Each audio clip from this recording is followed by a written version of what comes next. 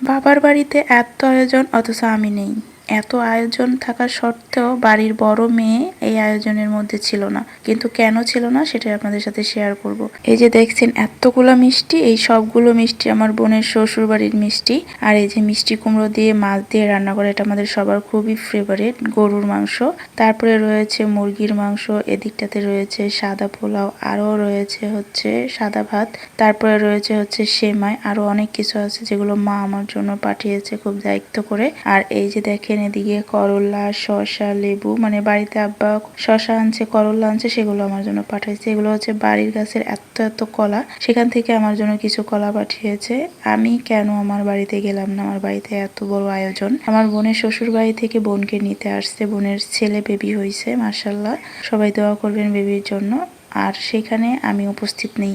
আমি উপস্থিত না থাকার কারণ হচ্ছে আমি ভীষণ অসুস্থ, যে বিছানা থেকে উঠতে পারতেছিলাম না, যার জন্য আমি বাড়িতে যাই নাই।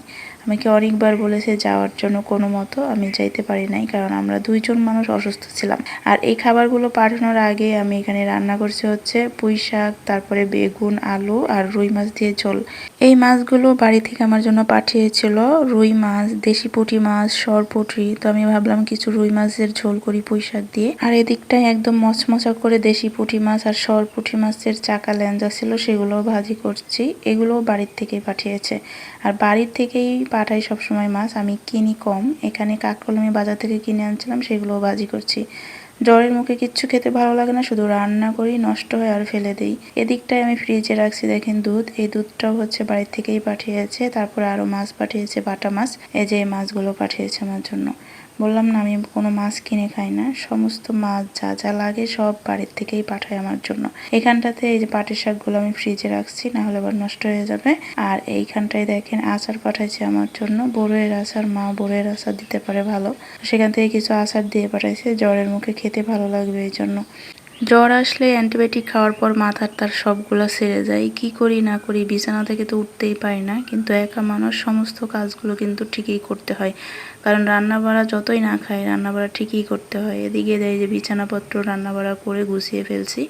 বিছানা না গোছাইলে মন ভালো লাগে না। এদিকে এই যে ওয়ার্ড্রোবের উপরে নোংরা ছিল সেগুলো মুছছি, ড্রেসিং টেবিলে জিনিসপত্র এলোমেলো ছিল সেগুলো মুছছি। আর দেখেন আপনাদেরকে একটা জিনিস দেখায়, এই যে এটার ভিতরে কিন্তু সবগুলো কসমেটিক্স, এত পরিমাণে কসমেটিক্স কি আর বলবো। এই যে এই ঝুড়ির মধ্যে কসমেটিক্স, আরও কসমেটিক আছে, সেগুলো দেখায়। এই যে এটার মধ্যেও কিন্তু কসমেটিক্স, শুধু দেখতে থাকেন কত কসমেটিক্স। এদিকে আমি অসুস্থ, আমার মা আব্বা কেউ আসতে পারতেছে না, কারণ বাড়িতে লোকজন মেহমান বোনকে নেওয়ার জন্য আসছে। অপচয় নাকি ভালো না, দেখেন কত কত কসমেটিক্স, অথচ পরার সময় নেই। অথচ অনেকেই আছে যে একটা কসমেটিক্স পায় না পরার জন্য।